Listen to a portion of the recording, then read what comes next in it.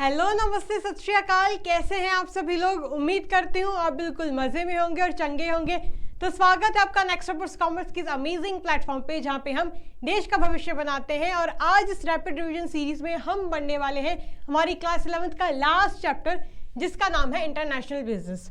तो basically international business क्या होता है? जब एक कंट्री किसी और कंट्री से, किसी और नेशन से ट्रेड करती है, व्यापार करती है, तो ऐसे ट्रेड को, ऐसे बिजनेस को हम बोलते हैं इंटरनेशनल बिजनेस। ठीक है बच्चों, अब इसको और समझते हैं हम फीचर्स के जरिए। तो सबसे पहला फीचर जो आता है वो ये बोलता है कि इन्वॉल्व्स टू कंट्रीज, यानी दो कंट्री का इन्वॉल्वमेंट होना तो बहुत ही जरूरी है। अगर एक ही कंट्री खुद में डील करेगी तो वो तो इंटरनल ट्रेड कहलाएगा ना आपका। फिर आता है यूज ऑफ फॉरेन एक्सचेंज, यानी जब आप डील करते हैं दूसरी कंट्री से तो फॉरेन एक्सचेंज का, यानी फॉरेन करेंसी का इन्वॉल्व होना भी बहुत ज़रूरी है। जब आप सामान दूसरी कंट्री को बेचते हैं तो वहाँ की करेंसी लेना भी ज़रूरी होता है, तभी आपका फॉरेन एक्सचेंज यूज़ होता है। फिर आता है लीगल ऑब्लिगेशंस। अब बात क्योंकि घर के बाहर तक पहुंच जाती है, बात जो है वो बहुत बड़ी होती है, इसलिए इस पे लीगल ऑब्लिगेशंस, लीगल फॉर्मेलिटीज़ भी बहुत होती हैं। और साथ साथ में हाई डिग्री ऑफ रिस्क, यानी इसमें रिस्क भी बहुत इन्वॉल्व रहता है। अब भैया जो बात है वो घर के बाहर तक पहुंच चुकी है। अब मान लीजिए कोई दो देश जो बहुत पहले प्यार से ट्रेड कर रहे थे, प्यार से डीलिंग कर रहे थे, मान लीजिए उनके बीच में कोई युद्ध छिड़ गया, तो ऐसे में तो दोनों की इकोनॉमी पर अच्छा खासा इम्पैक्ट पड़ेगा। तो इसलिए बोलते हैं कि काफ़ी ज़्यादा रिस्क इन्वॉल्व रहता है इंटरनेशनल बिजनेस में। फिर आता है हैवी डॉक्यूमेंटेशन, यानी इतनी ज़्यादा लीगल फॉर्मेलिटीज़ रहती है, इतनी डॉक्यूमेंटेशन रहती है, छोटे छोटे काम के लिए बहुत सारी लीगल फॉर्मेलिटीज़ एंड डॉक्यूमेंट्स की रिक्वायरमेंट होती है। इसलिए यहाँ बोला जाता है कि यहाँ पर बहुत सारी डॉक्यूमेंटेशन की, हैवी डॉक्यूमेंटेशन की रिक्वायरमेंट है। फिर टाइम कंज्यूमिंग, यानी ऐसा नहीं है कि आज सामने वाली पार्टी ने सामान बुक किया और आज के आज ही मैंने उनको भेजी और कल उनको जाके मिल गया, क्योंकि डिस्टेंस बहुत होता है कंट्रीज़ के बीच में, ऊपर से जो बात है वो बहुत बड़े लेवल तक चली जाती है। तो इसलिए एक छोटे से ट्रांजैक्शन के लिए, छोटे से डीलिंग के लिए बहुत टाइम लग जाता है। ठीक है बच्चों। फिर लैक ऑफ पर्सनल कांटेक्ट। अब इंटरनल ट्रेड में क्या होता है कि हम सामने वाली पार्टी से मिल सकते हैं, देख सकते हैं, उनको सुन सकते हैं, समझ सकते हैं, लेकिन यहाँ पर पर्सनल कांटेक्ट नहीं हो पाता क्योंकि सामने वाली पार्टी तो किसी और देश में बैठी हुई है। ठीक है। फिर लैंग्वेज डिफरेंसेस, यानी यहाँ पर लैंग्वेज डिफरेंसेस भी होते हैं। एक इंग्लिश ही ऐसी लैंग्वेज होती है जो कॉमन लैंग्वेज सेट करती है। मान लीजिए अगर दोनों पार्टीज को इंग्लिश नहीं आती या किसी एक पार्टी को भी इंग्लिश नहीं आती, तो लैंग्वेज डिफरेंसेस के कारण बहुत सारे कन्फ्यूजन्स होने के चांसेस बने रहते हैं। ठीक है बच्चों, ये हो गए इसके फीचर्स। अब हम पढ़ते हैं कि एक्सपोर्ट ट्रेड क्या होता है। तो एक्सपोर्ट मतलब जब कोई एक देश दूसरे देश को सामान बेचता है, सेल करता है, सप्लाई करता है, तो ऐसा ट्रेड आपका कहलाता है एक्सपोर्ट ट्रेड। ठीक है। अब इसकी क्या प्रोसीजर है वो जान लेते हैं। So procedure begins with receipt of inquiry and sending quotation. यानी क्या होता है कि सामने वाली पार्टी, मान लीजिए सामने वाली पार्टी अमेरिकन है और जो हमारी पार्टी है वो इंडियन है। ठीक है, हम इंडियन है तो इंडियन पार्टी ही कहलाएंगे ना, और सामने वाली पार्टी लेट्स अज्यूम कि अमेरिकन है। तो सामने वाली पार्टी क्या करेगी? पहले इंक्वायरी करेगी, देखेगी, सुनेगी, समझेगी, हमारा जो मटेरियल होगा उसको सुनेगी, समझेगी, देखेगी कि ये जो सामान है वर्थ इट है या नहीं। ठीक है। और फिर हमारा क्या काम रहेगा? हम कोटेशन भेजेंगे। ठीक है बच्चों, यानी हम बताएंगे इस प्राइस पे आपको ये सामान मिल सकता है। तो सामने वाली पार्टी इंक्वायरी करेंगे एंड हम क्या भेजेंगे? कोटेशन भेजेंगे। फिर आता है रिसीप्ट ऑफ ऑर्डर और इंडेंट, यानी जो सामने वाली पार्टी होगी वो ऑर्डर प्लेस करेगी। ठीक है। उस ऑर्डर प्लेस करने को टेक्निकल टर्म में इंडेंट भी बोला जाता है।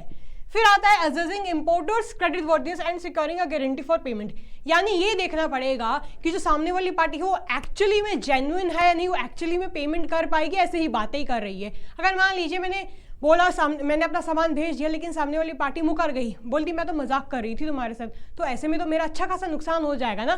तो क्या किया जाता है? सामने वाली पार्टी की क्रेडिट वर्दीनेस एसेस की जाती है।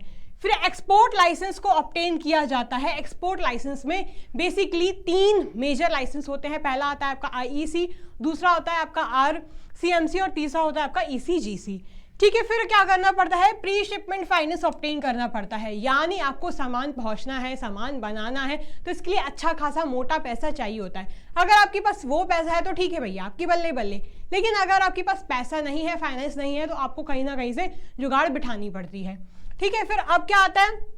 प्रोडक्शन और प्रोक्योरमेंट ऑफ गुड्स, यानी आपने पैसे की जुगाड़ भी कर ली, अब आप सही समय आ गया है कि आपको सामान बनाना है, की शुरुआत कर देनी चाहिए। ठीक है, सामान बनाना है तो बनाओ, कहीं से प्रोक्योर करना तो प्रोक्योर भी कर लो।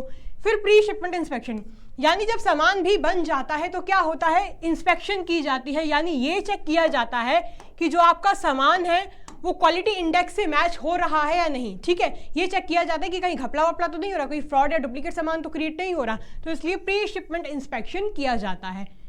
फिर आता है एक्साइज क्लियरेंस, यानी एक्साइज क्लियरेंस मिलता है जिसे हम जीएसटी क्लियरेंस भी बोल सकते हैं। फिर obtaining certificate of origin, certificate of origin basically ये बताता है कि हमारा जो सामान है वो इस कंट्री का और इस कंट्री तक पहुंचेगा। ठीक है, तो ओरिजिनेशन बताता है आपका सर्टिफिकेट ऑफ ओरिजिन। फिर रिजर्वेशन ऑफ शिपिंग स्पेस, यानी जो सामान है वो अपने आप तो उड़ के चला नहीं जाएगा ना, तो इसके लिए शिपिंग स्पेस भी बुक करनी पड़ती है। फिर जब शिपिंग स्पेस बुक हो जाती है फाइनली, तो क्या किया जाता है, सामान को पैक करके सामान को आगे भेजा जाता है, जो कि कहलाता है आपका पैकिंग एंड फॉरवर्डिंग। फिर इंश्योरेंस ऑफ गुड्स, सबसे मेन आता है भैया कि जो सामान हम भेज रहे हैं, मान लीजिए समुद्र में ऐसे कुछ बहुत बड़ी सुनामी वगैरह ऐसा कुछ आ गया, लहर आ गई जिससे आपकी पूरी शिप डूब गई, तो ऐसे में तो जो आपका गुड्स होगा वो पूरा बह जाएगा, वो यानी जो पूरा डूब जाएगा। तो ऐसे में जो सामान होता है उसका इंश्योरेंस करवाया जाता है। इन सब के बारे में हमने प्रीवियस चैप्टर्स में पढ़ा हुआ है। ठीक है, फिर कस्टम क्लियरेंस, यानी फिर इसके बाद क्या किया जाता है, कस्टम क्लियरेंस दिया जाता है। फिर आता है ऑब्टेनिंग मेड्स रिसिप्ट, फिर इसके बाद आपको मेड्स रिसिप्ट ऑब्टेन करना पड़ता है। मेड्स रिसिप्ट कौन देता है, जो शिप का कैप्टन होता है वो मेड्स रिसिप्ट इशू करता है। फिर आता है payment of freight and insurance of bill of lading, payment of freight यानी भाड़े की जो पेमेंट होती है वो करनी पड़ती है, और bill of lading, bill of lading एक ऐसा एविडेंस होता है जो ये बताता है कि आपका जो सामान है वो जो है फाइनल डेस्टिनेशन तक पहुंचने वाला है, पहुंच गया है। फिर आता है प्रिपरेशन ऑफ इनवॉइस, यानी फाइनली फिर आपका क्या होता है, बिल प्रिपेयर किया जाता है एंड लास्ट में आपकी पेमेंट सिक्योर कर दी जाती है। ठीक है बच्चों, अगर आपको और अच्छे से डिटेल में पढ़ना है तो डिस्क्रिप्शन बॉक्स में हमारी वन शॉट वीडियो की लिंक डली हुई है, आप आराम से जाके वो भी देख सकते हो, और उसमें मैंने बाकायदा निमोनिक भी बनाया हुआ है ताकि आपको ये प्रोसीजर अच्छे से दिमाग में आपके बैठ जाए। ठीक है बच्चों, अब बात आती है कि क्या ऑब्जेक्टिव्स होते हैं, यानी एक्सपोर्ट करना क्यों ज़रूरी है। तो सबसे पहले तो सरप्लस गुड्स, यानी अगर आपका कोई सामान बच जाता है और आपको उसको वेस्ट नहीं जाने देना है तो आप एक्सपोर्ट कर सकते हो। फिर to make better use of resources, यानी अपने रिसोर्सेज का ऑप्टिमम यूटिलाइजेशन करना। अगर आपके पास मान लीजिए 10 एकड़ की ज़मीन है और आप सिर्फ 5 एकड़ ही यूज़ करते हैं डोमेस्टिक ट्रेड के लिए, तो बाकी के 5 एकड़ में आप प्रोडक्शन करके इंटरनेशनल यानी एक्सपोर्ट ट्रेड भी कर सकते हैं। तो इससे आपका क्या होगा, रिसोर्सेज का भी ऑप्टिमम यूटिलाइजेशन हो जाएगा। फिर आता है टू अर्न फॉरेन एक्सचेंज, यानी जब हम सामान एक्सपोर्ट करते हैं तो दूसरी कंट्री की करेंसी पाते हैं, तो ऐसे में फॉरेन एक्सचेंज करना भी ज़रूरी है, बिकॉज फॉरेन जो कंट्रीज रहती हैं उनकी करेंसी की वैल्यू काफ़ी रहती है अगर हमारी कंट्री की करेंसी से कंपेयर करें तो। फिर आता है टू इंक्रीज नेशनल इनकम, जब क्या होता है हम एक्सपोर्ट करते हैं तो हमारी कंट्री की जीडीपी वगैरह की ग्रोथ होती है, और जब ये सब ग्रोथ होता है तो हमारे कंट्री की जो नेशनल इनकम होती है पर कैपिटा वगैरह वो भी इंक्रीज होती है। फिर टू जनरेट एम्प्लॉयमेंट, यानी जितना ज़्यादा प्रोडक्शन होगा उतने ही ज़्यादा लोगों को रोजगार का अवसर मिलेगा, तो एम्प्लॉयमेंट भी क्रिएट होगा।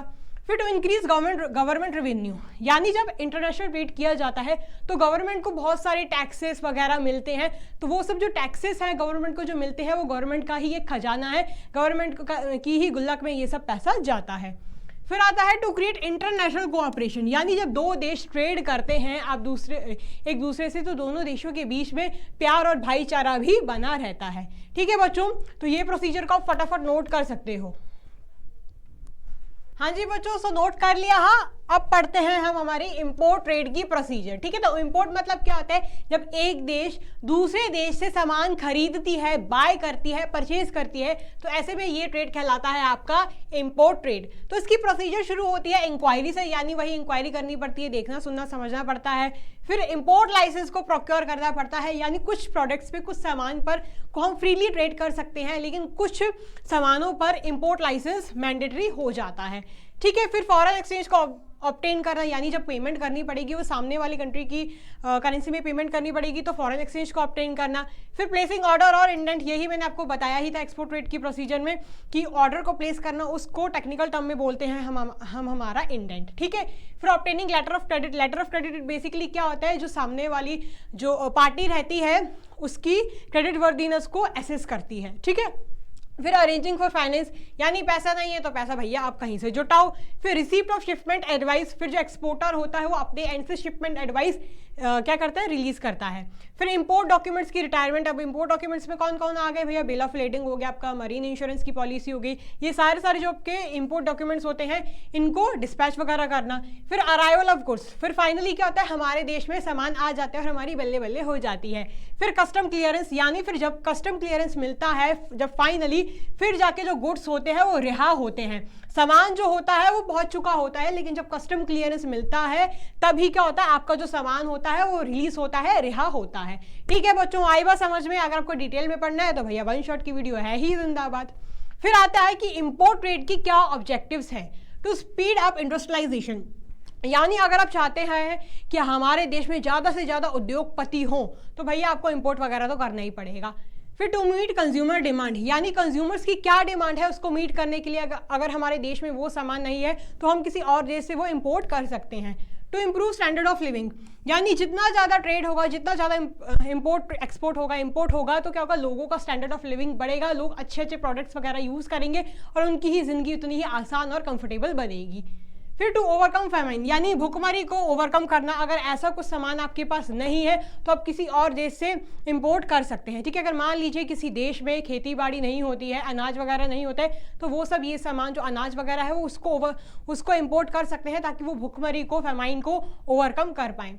फिर टू एंश्योर नेशनल डिफेंस, अब क्या होता है, नेशनल सिक्योरिटी के लिए बहुत सारे जो ज़रूरी वेपन्स होते हैं वो एक देश खुद ही नहीं बना पाता, तो इसके लिए जो न्यूक्लियर वेपन्स वगैरह होते हैं वो उसको इंपोर्ट वगैरह करने पड़ते हैं। ठीक है बच्चों, आई बस समझ में। तो ये हो गई हमारी इंपोर्ट ट्रेड प्रोसीजर। अब लास्ट टॉपिक है हमारा वर्ल्ड ट्रेड ऑर्गेनाइजेशन यानी WTO। तो वर्ल्ड ट्रेड ऑर्गेनाइजेशन एक ग्लोबल इंटरनेशनल ऑर्गेनाइजेशन है जो रूल्स एंड रेगुलेशन सेट करती है ट्रेड के बिटवीन अदर नेशंस। ठीक है, यानी देशों के बीच में यही एक ऐसी ऑर्गेनाइजेशन है जो ट्रेड के रूल्स एंड रेगुलेशंस को सेटअप करती है। ठीक है बच्चों, अब इसके क्या ऑब्जेक्टिव्स हैं वो जान लेते हैं। टू एंश्योर, अरे यार स्टाइलस ही गिरा हमारा, मैंने देख लो। ठीक है, हाँ जी, टू एंश्योर, कितनी पागल हूँ यार, देखो स्टाइलस ही गिरा दिया। चलो शुरू करते हैं। To ensure reduction of tariffs, to ensure reduction of tariffs and other trade barriers imposed by different countries, यानी जो फालतू के टैरिफ्स वगैरह लगते हैं उसको रिड्यूस करना और ये देखना कि कोई भी आलतू फालतू के ट्रेड बैरियर्स ना लगे कंट्रीज के बीच में। फिर to improve standard of living, यानी लोगों का लिविंग स्टैंडर्ड को इम्प्रूव करना, एम्प्लॉयमेंट को क्रिएट करना। ज़्यादा से ज़्यादा इंपोर्ट एक्सपोर्ट होगा तो ज़्यादा से ज़्यादा लोगों को क्या मिलेगा, एम्प्लॉयमेंट मिलेगा। ठीक है, लोगों की जो डिमांड्स होंगी, कंज्यूमर्स की जो डिमांड होंगी वो मीटअप होंगी। फिर to facilitate optimum use of world resources for sustainable development, यानी ऐसा डेवलपमेंट करना, to facilitate optimum use of world's resources for sustainable development, यानी अपने जो रिसोर्सेज का ऑप्टिमम यूटिलाइजेशन करना। अगर आपके पास ऐसे कुछ रिसोर्सेज हैं जो वेस्ट में जाते हैं उनको भी मेक श्योर करना कि वो भी प्रोडक्टिविटी में एड ऑन हो। To promote an integrated more viable and durable trading system, यानी ऐसा माहौल, ऐसा इकोसिस्टम क्रिएट करना जिससे हर एक देश को सिक्योरिटी की, सेफ्टी की और पीस की फीलिंग आए, ऐसा भाईचारा वाले, ऐसे इंटीग्रेटेड वाला माहौल, इकोसिस्टम क्रिएट करना। ठीक है बच्चों, यहाँ पर हमारा चैप्टर होता है समाप्त। ये था हमारा last chapter. Till the time take care, keep working hard. Thank you so much, stay blessed, bye bye.